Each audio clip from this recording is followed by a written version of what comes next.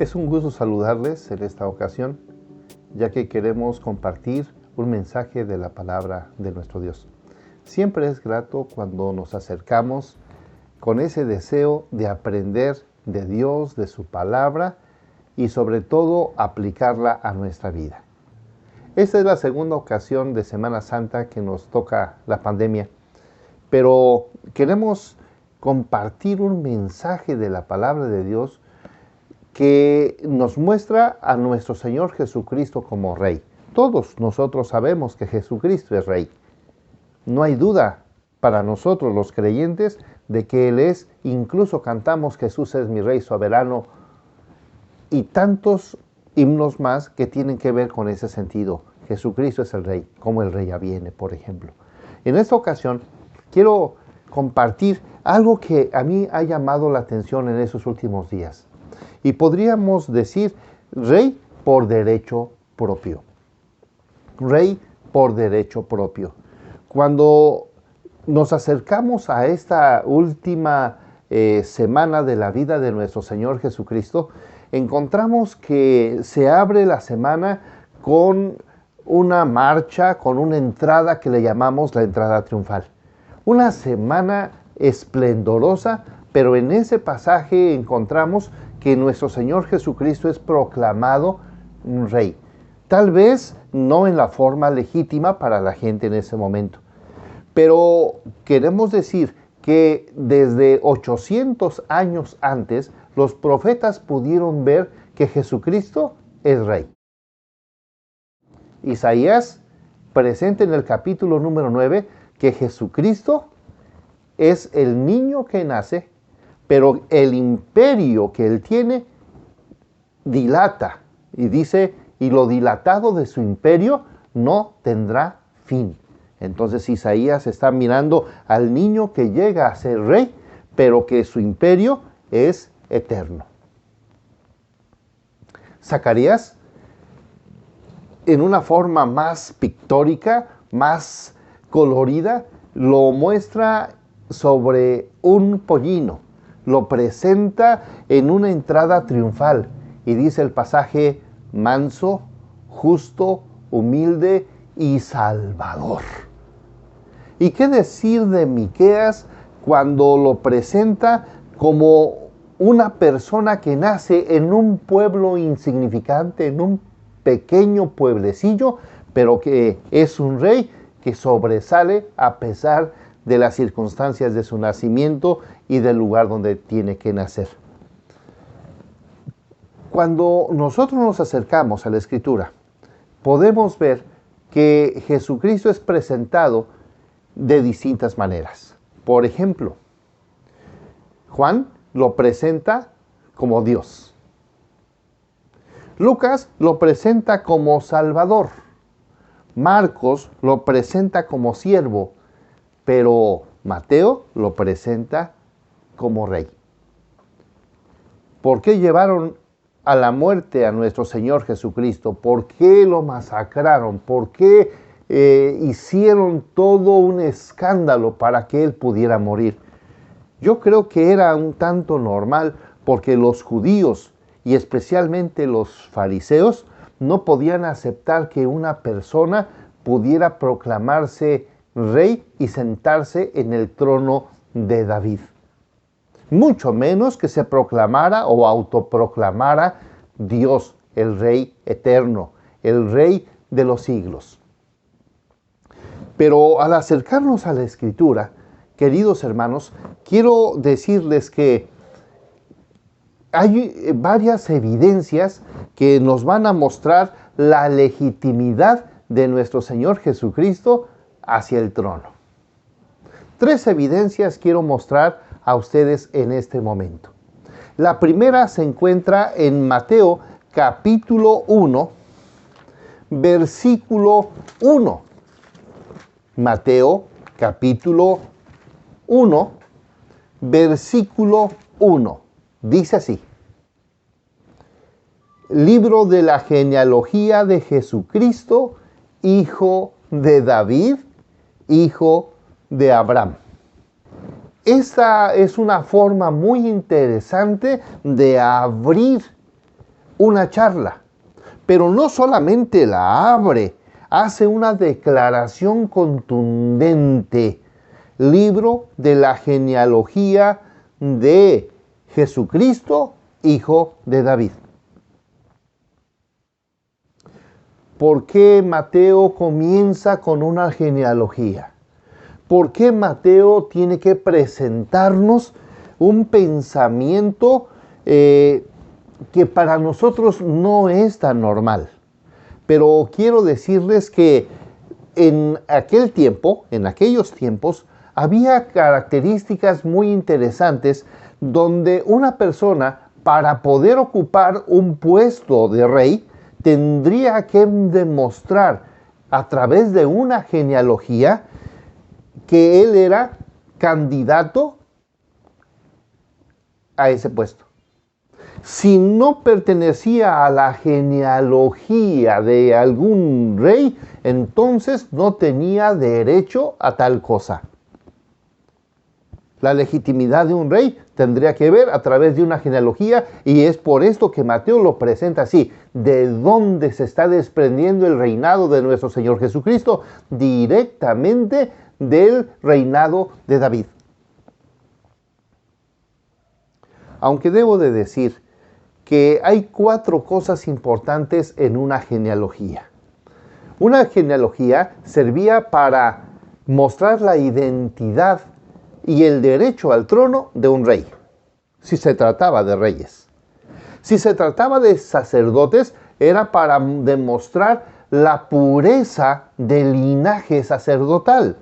Nadie podía ser un sacerdote si no venía de una línea de sacerdotes.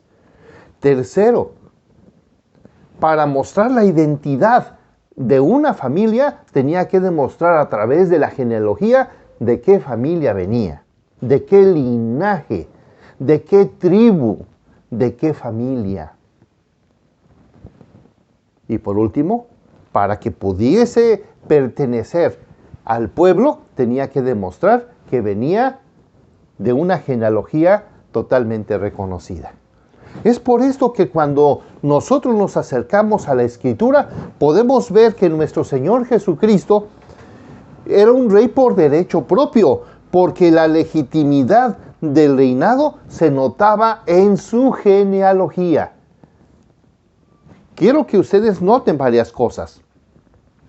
En la genealogía de nuestro Señor Jesucristo, encontramos que Él viene del linaje y del reinado de David. Pero se va a mostrar a través de 3 periodos de generaciones. 14 generaciones, 14 generaciones y 14 generaciones. De Abraham al cautiverio, de Abraham a David, de David al cautiverio y del cautiverio al nacimiento de nuestro Señor Jesucristo. Esto era muy importante. 42 generaciones para la llegada del Señor Jesucristo. Encontramos reyes, encontramos sacerdotes, encontramos profetas y encontramos un grupo de 4 mujeres donde se va a mostrar la redención de Israel a través de la gracia maravillosa de nuestro Dios. Y entonces encontramos esa genealogía que nos llama tanto y tanto la atención, porque una genealogía da identidad, da estabilidad en el trono. Llega Mateo y sacude todo cimiento de duda de los fariseos y de los judíos, demostrándoles que el Señor Jesucristo viene de un linaje totalmente reconocido y que su identidad como rey es tal. Su oficio de rey queda totalmente establecido. Nuestro Señor Jesucristo es el Rey de los siglos.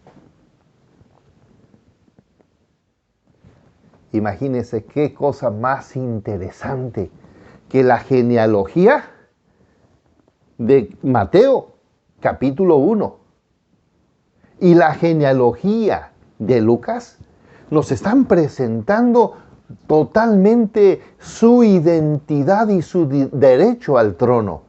su derecho al sacerdocio y su derecho a una familia y el derecho a estar en el pueblo de Dios. Queridos hermanos, el Rey, que es nuestro Señor Jesucristo, mostró a través de las Escrituras y de esta genealogía sus credenciales. Las credenciales auténticas y que mostraban precisamente eso, la autenticidad. Y quiero remarcar esto, porque el Señor Jesucristo no tomó un trono, no usurpó un trono, no tomó algo que no le pertenecía, ni tampoco fue colocado por alguien en un trono, sino que fue Dios directamente y lo está presentando en este pasaje. Me encanta. Qué bueno que podemos ver este versículo. Mateo 1, versículo 1. Libro de la genealogía de Jesucristo, hijo de David. Y esta idea se va a repetir por el libro de Mateo, por el libro de Lucas, por el libro de Hechos, y más tarde, cuando lleguemos a Apocalipsis, lo veremos de nuevo. Y esto sin dejar fuera las epístolas de Pablo. Jesucristo es el Rey. La segunda cosa que quiero mostrar, esta se va a encontrar en Lucas capítulo 1, aunque debo de decirles que en algún momentito queremos regresar al Evangelio de Mateo. Vamos a Lucas capítulo 1. En Lucas capítulo 1, vayamos al versículo número 32 y 33. El contexto de este pasaje nos dice que el ángel se acercó a María y María escuchó del ángel que ella estaría esperando un bebé, que ella concebiría, dice el versículo 31, y ahora concebirás en tu vientre y darás a luz un hijo y llamarás su nombre Jesús.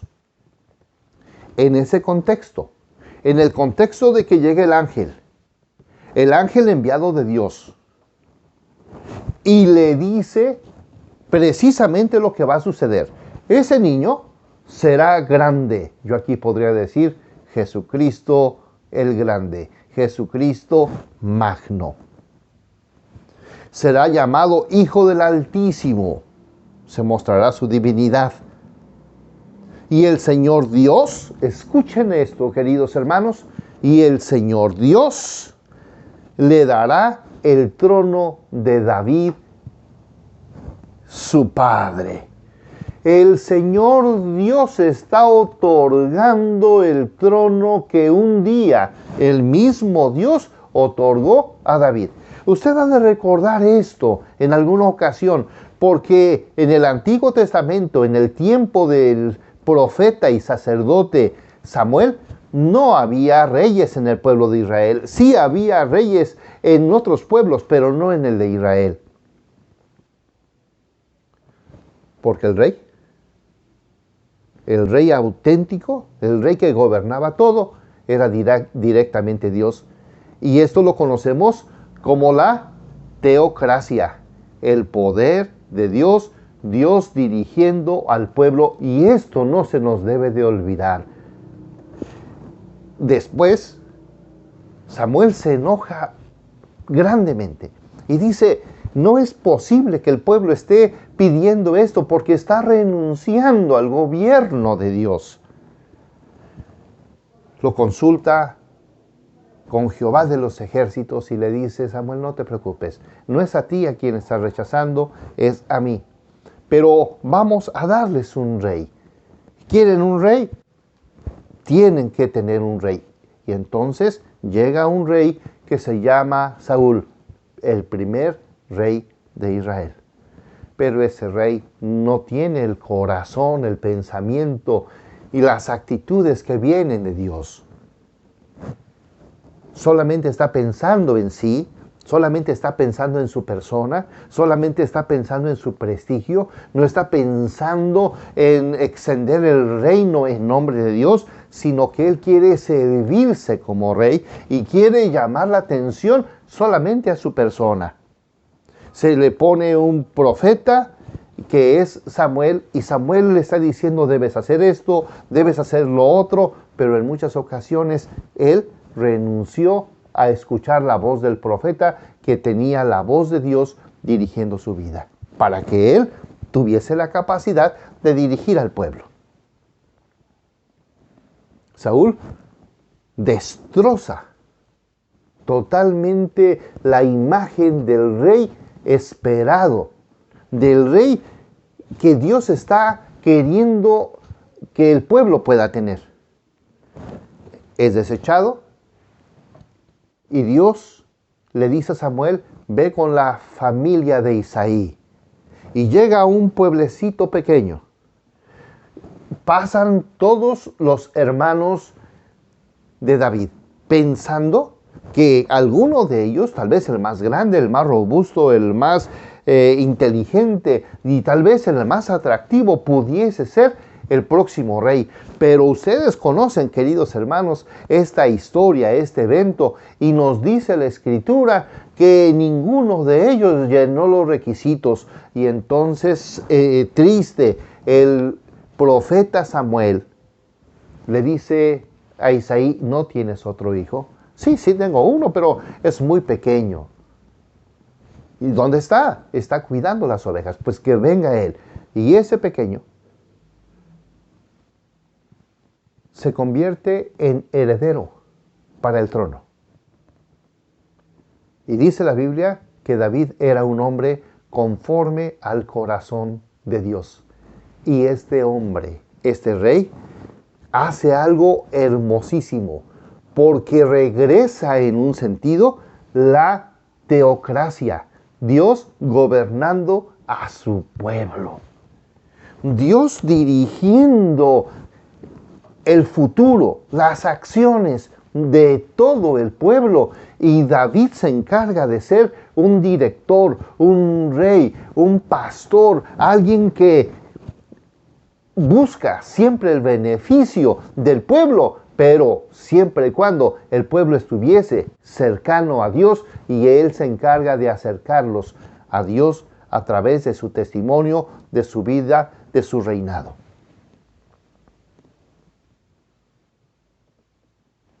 El mejor rey de Israel. Después vinieron otros. Qué triste, porque Salomón, el heredero al trono en forma legítima, no hizo bien las cosas. Incluso Absalón trató de usurpar el trono. Se autoproclamó rey, pero no lo logró. Entonces, el rey David es el auténtico rey de Israel, que presentaba el pensamiento y las ideas como Dios las muestra, como Dios las mostraba y como Dios las quería. Entonces, cuando llegamos al Nuevo Testamento, nos dice el pasaje: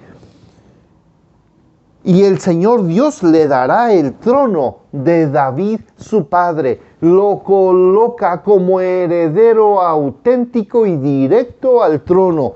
El derecho al trono de nuestro Señor Jesucristo lo podemos notar a través que es Dios el que le entrega el trono, y le entrega el trono más grande y más importante, porque debo de decir que después de Salomón hubo muchos reyes. El pueblo de Israel se divide en dos partes, dos tribus y 10 tribus, el reino del norte y el reino del sur. Y hermanos, por lo general el reino del norte, reyes delincuentes, pecaminosos, malvados. Del reino del sur, unos cuantos bien, unos cuantos mal. Pero había que hacer una conexión. Y la conexión que Dios está haciendo es en la persona de nuestro Señor Jesucristo. Jesucristo es rey por derecho legítimo. Y Dios Dios es el que le entrega la corona. Es Dios el que lo pone en el lugar correcto. Por eso, cuando nosotros nos acercamos y vemos estas cosas, decimos, aquí hay dos cosas interesantes. La legitimidad del reino de nuestro Señor Jesucristo se da por la genealogía que muestra la cuestión legal. Pero a través de la entrega de nuestro Señor y de nuestro Dios eterno, que lo otorga al Hijo, es que podemos tener un rey maravilloso. No nos equivocamos cuando cantamos Jesús es mi Rey soberano. Mi gozo es cantar su loor. Es Rey y me ve cual hermano. Es Rey y me imparte su amor. Ese Rey es un Rey legítimo, por derecho propio. No quitó nada a nadie. Mucha gente hoy no quiere vivir pensando que Él es el Rey. Pero nosotros necesitamos y debemos reconsiderar nuestra forma de ser y debemos aprender a vivir bajo el señorío de su majestad Jesucristo. Pero todavía quiero mencionar algo más. En el Evangelio de Mateo, en el capítulo número 2, versículo 1 y 2, dice así: Cuando Jesús nació en Belén de Judea, en los días del rey Herodes, vinieron del oriente a Jerusalén unos magos, diciendo, ¿dónde está el rey de los judíos que ha nacido?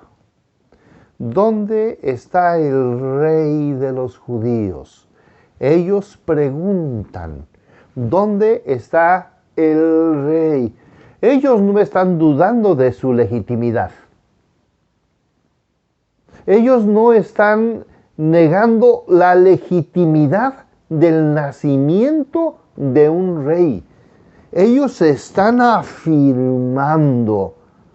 Los astrólogos, personas importantes, personas estudiosas de los tiempos, personas estudiosas de las profecías, ubican perfectamente en la vida de nuestro Señor Jesucristo al Rey que ya ha nacido. Solamente podemos ver algo importante aquí: la contundencia, la seguridad, la convicción que tienen los magos acerca de la persona de nuestro Señor Jesucristo. Va naciendo y ya están preguntando por Él.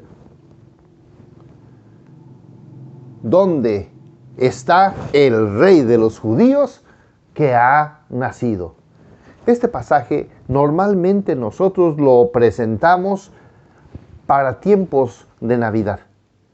Hermanos, pero hablar del reinado del Señor Jesucristo no podemos llevarlo solamente al tiempo de Navidad. Tenemos que llevarlo todos los días, incluso no solamente en Semana Santa y Navidad.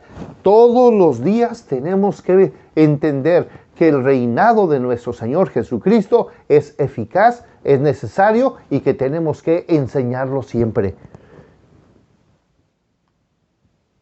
¿Dónde está el rey de los judíos? Si a un rey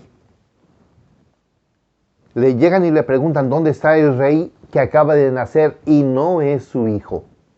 Además, él mataba a sus hijos. Si le nacía varón, lo mataba para no compartirle el trono. Y le preguntan, ¿dónde está el rey de los judíos que ha nacido? Por supuesto, versículo 3, oyendo esto, el rey Herodes se turbó y toda Jerusalén con él. Se turbó, se conmovió, se inquietó. Muchos tuvieron miedo. los que tenían que ver con el reinado, los que tenían que ver con el gobierno, claro que tenían que temblar porque había llegado el rey. En nuestros días, la gente tiene que temblar cuando oye acerca del Rey Jesús. En el Senado, en la Cámara de Diputados, el presidente de la República y de las repúblicas y de todos los países deben de saber que el que está por encima de todos es nuestro Señor Jesucristo. Y si tienen que temblar, que tiemblen. Y si tienen que turbarse, que se turben. Pero deben de reconocer que Jesucristo está por encima de ellos y que su ley, sus mandatos, su territorio, su poder, su autoridad está sobre todas las cosas.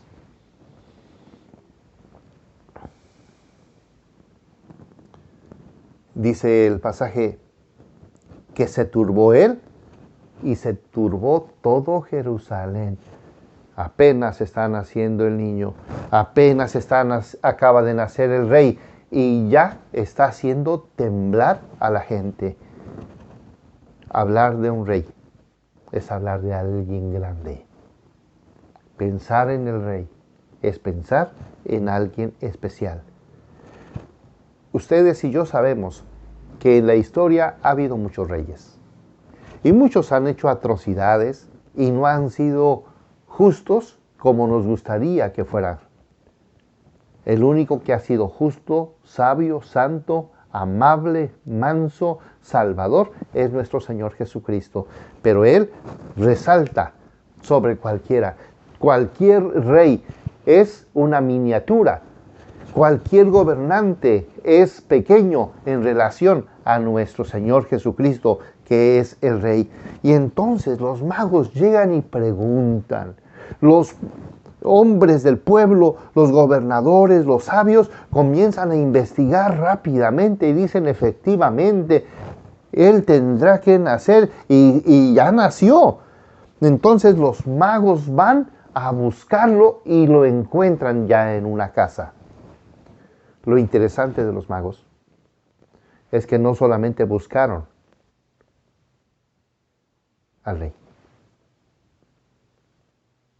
lo trataron como rey, lo reconocieron como rey. Versículo número 10. Al ver la estrella se regocijaron con muy grande gozo, y al entrar en la casa vieron al niño con su madre María, y mire qué interesante, postrándose.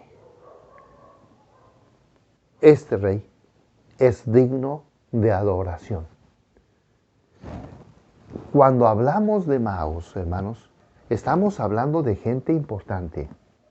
Estamos hablando, la palabra mago, la palabra magíster, tiene el sentido no solamente de maestro, sino de ministro de gobierno. Estos eran unos sabios, eran hombres de gobierno, por eso algunos dicen que eran los reyes magos, pero no tanto que fueran reyes en el sentido de reyes, pero sí magistrados y personas de la élite más cuidada de Babilonia. Esas personas fueron las que quedaron en el tiempo de Daniel y en el tiempo del cautiverio babilónico. Judíos que vivieron allá o herederos de esos judíos que habían quedado allá. Pero ese no es el tema ahora.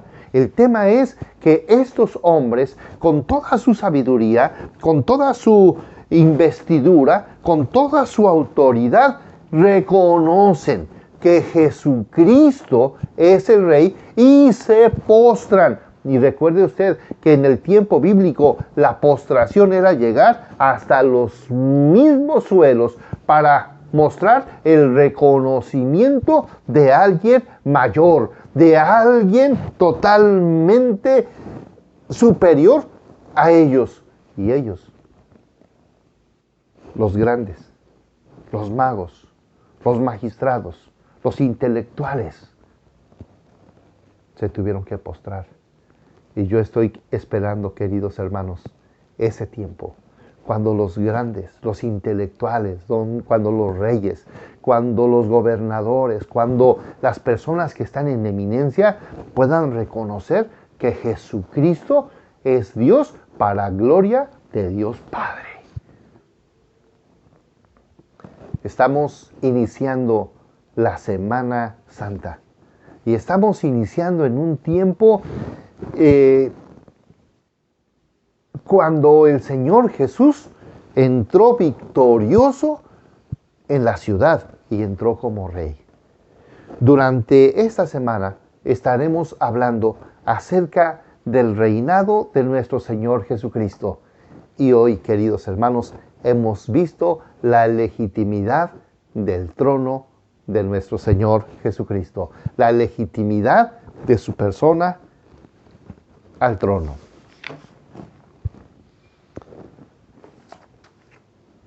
Es por esto, queridos hermanos, que en aquellos tiempos era importante demostrar que Jesucristo era el Rey. Mostrar toda la legitimidad de su reinado. Y Mateo y Lucas en estas porciones lo están presentando bien, lo están haciendo bien. Pero algo que yo quiero en este momento, queridos hermanos, es apelar no solamente a saber que Él es el Rey y reconocer que Él es el Rey, sino lo que este pasaje nos muestra es que debemos bajarnos. Debemos vivir bajo la autoridad y soberanía de ese Rey. Tenemos que aprender a depender de Él. Siempre decimos, y hágase tu voluntad en el cielo como en la tierra. Pero, queridos hermanos, parece que no lo hemos entendido, porque nosotros siempre queremos hacer nuestra santa voluntad. Tenemos que aprender que nuestra voluntad está sujeta a su voluntad. En otras palabras, nosotros, usted y yo, no tenemos voluntad propia, sino que todo lo que hacemos es cumplir y debemos cumplir su voluntad. Si esto lo entendiéramos todos los creyentes, hermanos, otra situación nos cantaría. Si esto lo entendiéramos los creyentes, diríamos esto es diferente, porque debemos de ser creyentes no solamente de teoría, es saber que Él es el Rey, sino de práctica, de estar sometidos a su voluntad. Su voluntad en nuestra familia, su voluntad en nuestras actitudes, su voluntad en nuestros pensamientos, y no imponer nuestros pensamientos sobre la voluntad de Él. Esto nos debe de servir de reflexión en este momento. Él es el Rey legítimo y como Rey legítimo, tenemos que someternos a su voluntad. ¿Recuerdan ustedes aquellos tiempos cuando tan solo el que tuviese que pasar un rey y anunciaban que el rey ya venía? Toda la gente se postraba y nadie podía ser digno siquiera de mirarle a su rostro.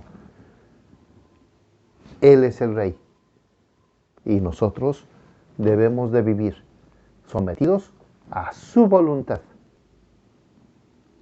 a sus pensamientos y renunciar a todo aquello que nos diga que nuestra voluntad está por encima de las Escrituras, por encima de Dios, por encima de todo. Este es un pensamiento pecaminoso, pero nosotros, regresando al reconocimiento del Rey, como estaremos observando toda esa semana, debemos vivir sometidos al reinado de nuestro Señor Jesucristo. El Rey auténtico, el Rey verdadero, el Rey colocado por el Rey de Reyes y Señor de Señores. Que el Señor les bendiga y será un gusto que nos podamos ver en la siguiente emisión de esta serie de sermones. Que el Señor les bendiga.